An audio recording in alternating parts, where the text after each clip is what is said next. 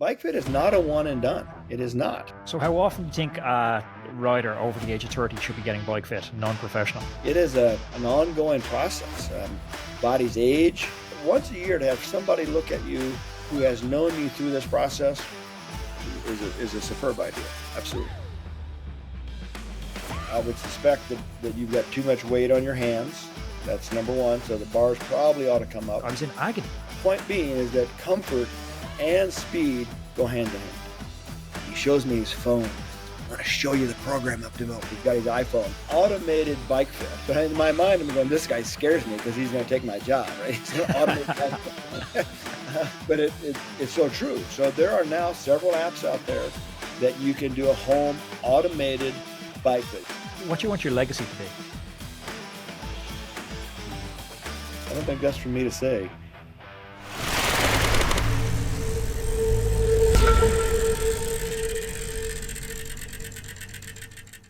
Hey everybody, and welcome back to the channel. If you're new here, my name is Anthony. I'm a former lawyer turned cyclist turned podcast host who is based out of Ireland. My goal with this YouTube channel is to introduce you, the viewer, to the people and ideas to help you optimize your health, your happiness, and your longevity. You're going to absolutely love today's podcast because I have an exceptional guest joining us. Dr. Andrew Pruitt is the pioneer of bike fitting. He was the very first guy to develop the systems, techniques and strategies that we now rely on as athletes. His early stories of bike fitting Connie Carpenter and having American football players hold her aloft as she pedaled backwards in the hunt for Olympic success are absolutely brilliant. Dr. Pruitt is a pioneer of the RETUL system, worked heavily with Specialized throughout his career. I know you're going to find this conversation super valuable. Before I get started, I do have a small favour to ask you. Still around 90% of people watching this channel haven't subscribed. If you could take a second and subscribe, it means the world to me, because the bigger the channel gets, the bigger the guests will get. With that being said, this is the Roadman Cycling Podcast, and now, my dear friends, it's Dr. Andrew Pruitt. Dr. Andrew, welcome to the Roadman Cycling Podcast. Thank you, Anthony. Great to be here. It's a privilege. Your work has influenced a whole generation of cyclists, from the best World Tour riders to weekend warriors. Now that you're a little less busy than you have been in previous years, how does it feel to reflect on the kind of impact that you've had in the sport? Well, you don't always get credit for the things you've done when you're in the war, when you're fighting the battle. And it's been rewarding over the last few years in retirement to have people continue to look for me clinically or send me messages that you I mean, I was on a gravel ride the other day and some guy wrote up to me and said, "You don't remember me, but you changed my life, or you saved my life," or it just, yeah, I mean, so I don't ever want to pat my own back or blow my own horn, but it's been a great ride, you know. Along the way, I should have trademarked and I should have patented a few more things that have been kind of stolen away, but who cares? It was a great ride, and we did change the life. We did change the sport, and forever grateful that I had that opportunity. Yeah. So if I was to hold the mirror up to myself, my breadcrumb trail to how I've come to sit here, it's law, cycling, entrepreneurship, podcast. If I was to trace that same breadcrumb trail for you into the world of biomechanics and bike fitting, what does that look like? I started out life as an athletic trainer. So in Europe, that's the sports physio. So I was the guy that ran out on the football field when a player got injured, right? Spent 11 years at the Division I University of Colorado on the sidelines in the training room. But I knew there was more to that, and I really wanted to have contact with the athletic public. And Boulder, Colorado at the time was the hotbed of running, and cycling was just beginning to boom in the early 70s in Boulder.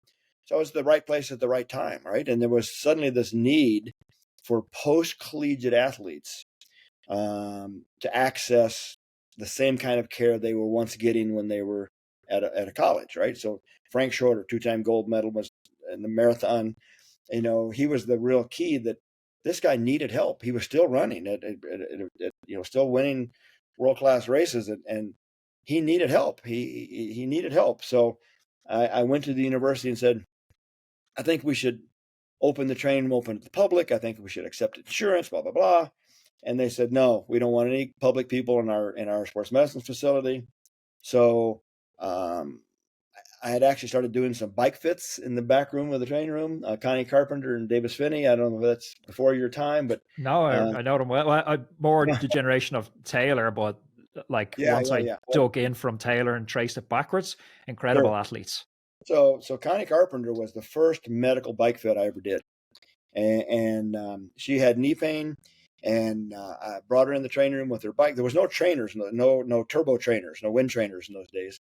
So I had one of the football players hold her seat like a time trial start, and she pedaled backwards because that's what you had to do. And that was my first medical bike fit, and we started working on saddle height and saddle position. It had more to do with cleats in those days because we nailed the cleats on the bottom of wooden shoes, right? Wooden sole shoes. Oh my God, I never knew that. You never, you're too young. So anyway, the shoes had wooden soles, and we actually nailed the cleats on the bottom, just a slotted cleat for a quill pedal. And it had more to do with her need for some float, right? So we were looking for ways to give her float in that slotted cleat. And that just spurred me that there's this whole world out there that is mired in this antique process of how people sit on bikes.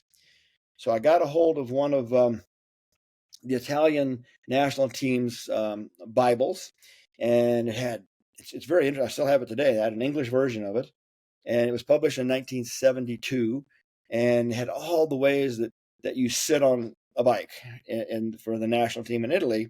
And it made a lot of assumptions. One, that you were male. Two, that you were world class. And, it had a whole chapter on all of the injuries that occur in cycling with absolutely no solutions to them. So I set out to answer, to solve those issues, right? So I started doing medical bike fit, and I was using joint angles as my landmarks, not segment lengths, as all the fit formulas at the time were based on how tall you were, how long your femurs were, how long your tibias were, how long your torso was. And those measurements took nothing into account about how this person worked those segments, right?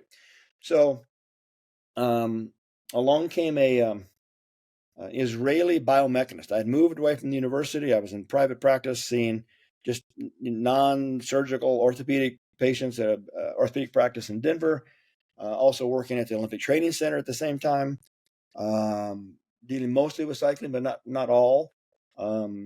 Anyway, this Israeli biomechanist, Gideon Ariel was his name, called me and said, I've got this motion capture machine I've developed. I'm studying throwing, I'm studying running. I hear you're the cycling dude. If I set you up with all of the hardware, think about this, in 1985, all the computer hardware it took to do 3D motion capture, would you study cycling? So I made an agreement with Gideon that I would study how much float we needed. I would study knee pain. And so we agreed that he would give me all the setup if I agreed to do the research into cycling biomechanics. There you have it. From there came RETUL, came all the different motion capture technologies, all the things we learned about, the way the foot flattens, the way the knee tracks, the way the hips integrate. It all came from this gift from an Israeli guy that said, if you'll study it, I'll give you the tools to study it, and there you have it. So it's fascinating. So if you look at and you rewind a generation before that, like I recently finished reading Road to Valor about Gino Bartoli, a brilliant book if anyone hasn't read it. Yep. And if I look at the pictures from that era, Coppi and Bartoli, they look, beautiful on the bike, almost poetic, this symbiotic relationship between man and machine. But others in the peloton don't look as beautiful on the bike. What was their process for bike fitting before this technology came in? most of the elite riders of those generations were self-selected. They had appropriate flexibility. They had long femoral levers. They got to be who they were by a gift, right? By a God-given gift, or whoever. I don't want to get into that side of things, but they had a physiological gift, and that's why they got to be the top. So the Italians then said, wow, that's what you must look like on a bike to be fast. So they were trying to make other riders look like elite riders. You can't. You have to make the bike look like you for it to be this symbiotic marriage between the bike and the man. So some of them looked beautiful. Lance never looked very beautiful on his bike. Big hump in his back, couldn't get his back flat in the time trial. But he had another gift that allowed him to overcome that, right? So you have to be careful with trying to wanting to look like somebody else who is successful. You've got to marry the machine to the rider and not aspire to that. Their processes were just that, what felt good to the elite guy, and then they tried to shadow it from there. So in an attempt to try and bring this complicated process back to something tangible for our audience, can you distill some of the core principles of a good bike fit? Is it all science, or is there an art to it as well? Oh, absolutely. There's an art to it. I've trained, so through my relationship with Specialized, we developed two different fit systems. One was the body geometry fit system, and which then when integrated 3D motion capture, it became RETUL. We trained over 1,000 fitters globally, and of that 1,000, there's probably 15 that I would personally refer to, right? So there is definitely an art. Just because you can put the sensors on and read the data on your screen and go, your knee flexion at dead bottom center is 50 degrees. It looks like your saddle's too low. Well, maybe they're plantar flexing their foot. Maybe they're pointing their toe so much that creates that high knee angle. You have to be able to look at more than just the numbers on the screen. Definitely an art to it. My advice to anybody listening who wants a bike fit, or who has some kind of suspicion that they're in need of a position on their bike that they don't currently have, you need to seek out somebody who does a thorough physical evaluation. And if we go back historically, there was no physical examination other than measuring segment lengths prior to bike fitting.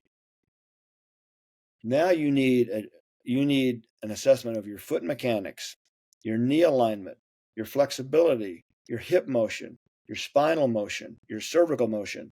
So the thorough physical exam allows them to know what your limits might be on the bike as far as reach is concerned, handlebar drop, saddle position, all those things. So it is the physical exam and how to interpret that exam's findings that's going to create the great fitter from the average fitter who's just reading numbers on a screen. Yeah, I'm glad to hear you saying that, because I have a foot in both camps, so to speak. My background is very much in academia, but my riding education, or as the French say, le métier apprenticeship, came through France, which is anything but scientific, at least at the time I was there. So I had a little bit of a skepticism. I know there's a local bike fitter here, and he's a retail fitter, and I've heard so many amazing things about retail, but he's not a cyclist, he's a tennis player. And I was like, this doesn't make sense to me. And everybody was saying, why would you not go to the local guy for a bike fit? And it never made sense to me. I always went back to my bike fitter when I was out in France, because I maybe steered too much into the traditional bike fit there. Yeah. Well, I think it's a marriage of both. I mean, my undergraduate degree is in anatomy, master's degree in sports medicine. And none of those prepared me. Neither of those prepared me fully to be a biomechanist. I mean, it's the body in motion. So you have to. There's a lot of interpretation of the physical exam, not to mention the motion capture numbers you see on a screen. There's this interpretation that blends them together. And then rider feedback, the old adage that the customer's always right. They are, right?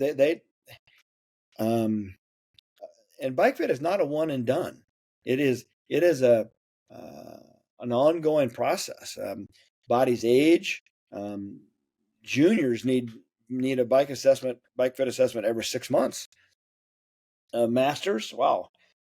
In the peak of my work career, my bike position went up. My torso position went up. I had, so the Roubaix bicycle that from Specialized, right? The first endurance bike out there was partly, if not mostly, my idea.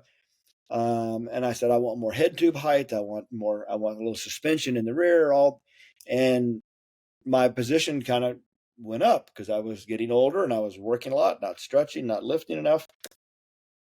After retirement, and I started getting fit again, really concentrating. My position today is the same as it was when I was 35. Fascinating. So it had this big bell-shaped curve. And so bike fit is not a one and done. It is not. So how often do you think a rider over the age of 30 should be getting bike fit, non-professional? I think a once a year look is and you should go back if you have faith in the guy the guy, gal, generic guy, who fits you, they should be keeping really good records of what your flexibility was, how things feet flatten as we age. So your need for more arch support, more forefoot varus canting is probably going to go up as you age. So once a year to have somebody look at you who has known you through this process is a superb idea. Absolutely. Excuse the interruption. I hope you're enjoying this conversation, but these long-form chats, they wouldn't be possible without the amazing sponsorship from our show sponsor, Wattbike. If you're considering an indoor bike purchase, it really is the perfect choice. It has 1% power accuracy, crisp gear changes, and importantly for me, it's super quiet in the apartment and in the studio. Wattbike have kindly offered 10% off their flagship Atom bike for Roadman podcast listeners. All you have to do is head over to wattbike.com and use the code ROADMAN10 at checkout to get 10% off the Wattbike. Back to the show. One of the most common questions we get sent into the podcast for our Q&A episodes is rider, male or female, complaining of back and or neck pain. What's the likely cause of that? Twofold. One is lack of flexibility in those two body parts. So they're asking themselves to forward flex farther than they can for an extended period of time, and then cervically extend. So if your reach is too long and too low, you're going to cause your back to bend to get down there. And then to look down the road, you have to cervically extend. So it's typically too long and too low. A lot of guys want to make sure their bike looks good leaning against the window at the coffee shop. Sorry. But it's true. And they don't want to have a positive rise stem, or they don't want to have riser bars, or they don't want to have, they'd be so much more comfortable and they'd actually be faster. I mean, comfort equals speed. I just did another podcast recently that the one before me were two guys that I trained talking about aerodynamic fitting. And then I followed it up the next week with a comfort podcast that to kind of play on the back of the aerodynamic fitting. And the bottom line is, I said, you guys forgot to mention the word comfort, because if you put Sepp Kuss is leading the Volta right now. Also, a young patient of mine several years ago. If you looked at his time trial position, what she did, I hope everybody's watching the Volta. His time trial position was less than optimal because he's never had to ride a time trial in a stage race for the leader's jersey. He's never had to. So they've never spent the time to optimize his time trial position. He was comfortable on his time trial bike, but yet rode the time trial of his life. Point being is that comfort and speed go hand in hand. Yeah, this was my Now, experience when I aerodynamics. went to a wind tunnel before. I went to the Yeah. wind tunnel, and time is money, as you know, when you're in the wind tunnel, especially as you know, a non-brand. You're there as a customer, and I was there as a student athlete, so I'd scrape together everything to get to the wind tunnel. Yep. And they give you a position that you can hold in the wind tunnel for 4 or 5 minutes. And now, Yep. knowing what I know and having amazing people like Josh Portner on the podcasts from Silka, the wind tunnel should be followed up the second day with a track testing session. So you come away from the wind tunnel with a range of positions and then go to the track to find that trade off between comfort and speed. I came out with just a fast position. But when I Yep. brought that position back to the road, like I couldn't hold it for more than 5-6 minutes. I was in agony. Well, it's a 3-step process. I mean, so S Racing, which is the racing division of Specialized, I helped start that. And Roman Korchinger was our first guinea pig, where we actually coached him. We took care of all of his positions, blah blah blah, and we started out just in the lab with 3D motion capture, trying to optimize his position biomechanically. We then went to the physiology lab, measured his physiology parameters in that position. And then we went to the track to see how long he could sustain it for the 4 or 5 minute aspect of the track. And then we went to the road. Then we followed him in the car and stopped him every 15 minutes and took blood work, right? So but not everybody can afford to do that, right? I mean, so we were experimenting with Roman to be able to sell that to the other teams, and then we start doing to the whole team. So you're right. It's the fit lab, the physiology lab, the velodrome, the road, and that position is going to migrate to the one that's actually usable when you pin on a number. There's another common ailment I'd love to bounce off you.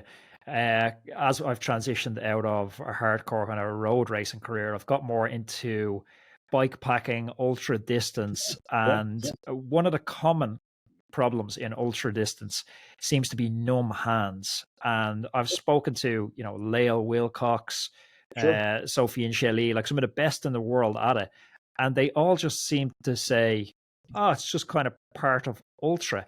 But a friend of mine who I rode Badlands with last year, Aaron Kearney, he's also coaches for the coaching company I have, amazing rider, and he's a bike shop mechanic. And last year after Badlands, I think he was 2 months where he didn't have full sensations in his hands. Yep. What's the likely cause of that? Several. You got too much weight on your hands, and duration, right? So neuropathy, or nerve inflammation, is going to occur either from one big blow or low-grade trauma over a long period of time.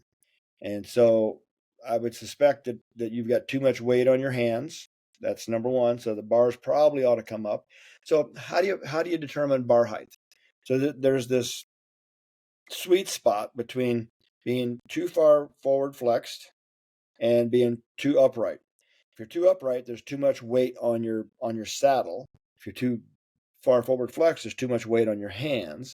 There is this sweet spot in the middle, say, let's call it 45 degrees of torso angle, where you're distributing the weight saddle, feet, hands, and your core is responsible for you to maintain that balance and keep the pressure off your hands. So core strength is crucial to hand numbness, hand pressure, to be able to extend the spine. Core strength for cyclists. Man, if you were to take the second tidbit away from Joe Friel last week, it'd be core strength, right? Never give up and core strength. So raising your handlebars, strengthening your core, and then metal handlebars. Alloy handlebars just don't dissipate road vibration like carbon bars do. Bar wrap. What kind of glove are you using? All those things to minimize the vibration and the pressure. It's a combination of back strength, bar height, bar material, bar wrap material, and glove padding. I love your story about fitting Connie Carpenter and the athlete holding her up and pedaling backwards. We've taken such a giant leap forward between then and now.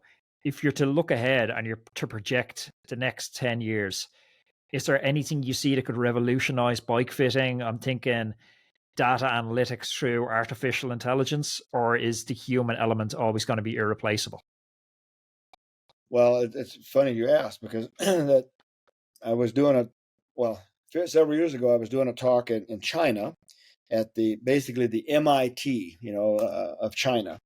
And there's this room full of Chinese nerds with their headphones on for translation, and I'm sweating bullets. And you got all these really smart young Chinese kids, and as always, you say, "Are any more questions?" No hand goes up. Lecture's over, and then they line up to ask you their one personal question, right? That's just so typical of giving a lecture. And this one little guy comes up to me. He's looking around like he's, looking for the bad man behind the curtain. He shows me his phone. He goes, "I want to show you the program I've developed." He's got his iPhone, and he's developed this homemade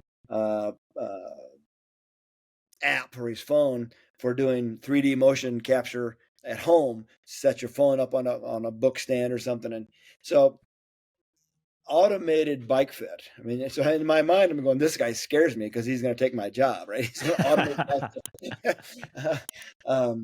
But it's so true. So there are now several apps out there that you can do a home automated bike fit. And it's going to tell you, raise your saddle rate. And they're all working on algorithms and bell-shaped curves of norm, right? So it's going to suggest a saddle height based on an algorithm, not based on your hamstring flexibility. So if we can do an automated physical assessment, right? So if the app can also help you measure your hamstring flexibility, your spinal flexibility, all things we do in a pre-fit physical exam, then we're going to have a better chance of that automated bike fit actually being useful. The downside to all of them that I've seen to this point, none of them are gathering data from the front view, right? There's the XY plane, which is side, and there's the Z plane, which is from the front. So none of them are gathering data from the Z plane. The Z plane is crucial. Now, can we automate Z plane? I think we probably can. It looks at foot dynamics. It looks at knee, hip, foot alignment. It looks at medial lateral knee travel from the Z plane, hip rock. All those things cannot be seen from the side view.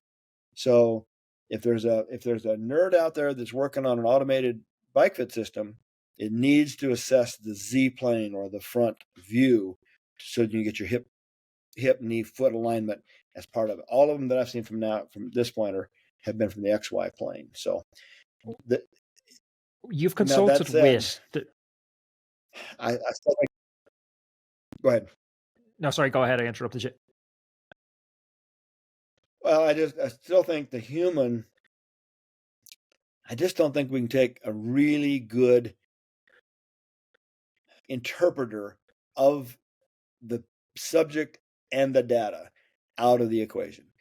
Anything automated will always use an algorithm or looking for the bell-shaped curve of data. Is AI better than that? I don't know.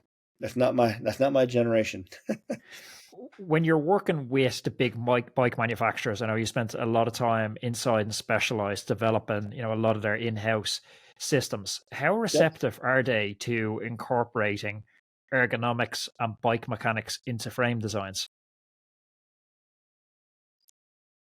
Well, Specialized, and I don't want to oversell them, but their motto is innovate or die, and they listened. I gave them some pretty crazy ideas in the Roubaix bike. Right? So I think Specialized likes to be at the bloody tip of the sword. Most bike companies like to be behind that bloody tip a little bit. They want Specialized to fail or succeed before they end up copying them. If you look at saddle design, Dr. Roger Minkow and I were the ergonomic designers for the saddles at Specialized.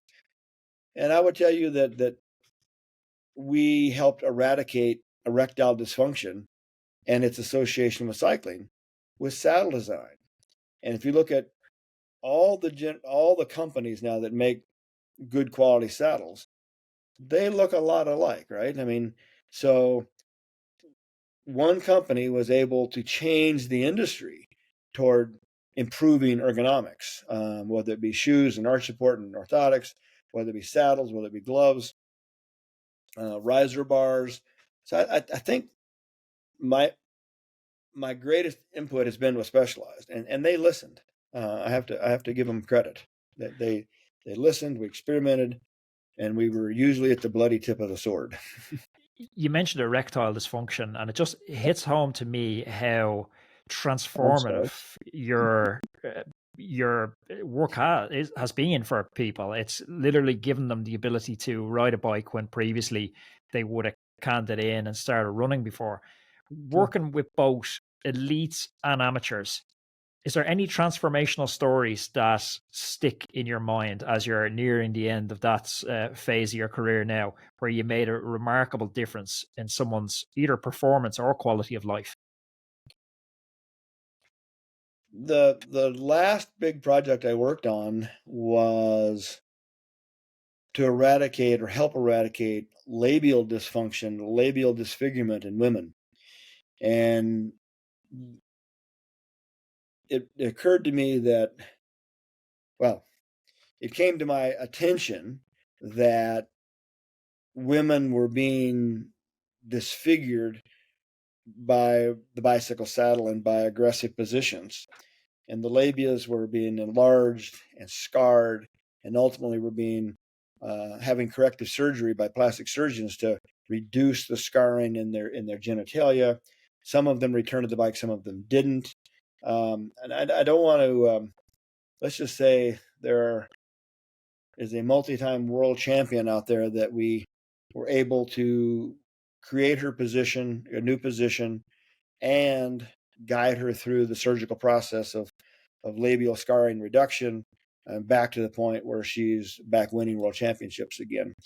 And when they say you saved my career, and other women now come to me and say, wow, I could only ride 1 day a week.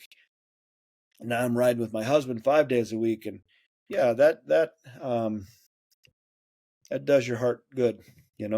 That's really, so that was my last project. And that's the one that's most imprinted on me at the moment, is keeping women from needing surgery or keeping women off their bikes. Yeah.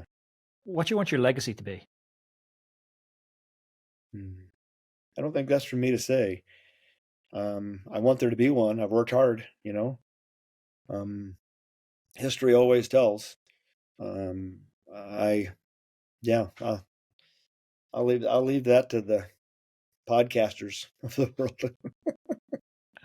Dr. Andrew, I've absolutely loved this conversation. Thank you very much for your time.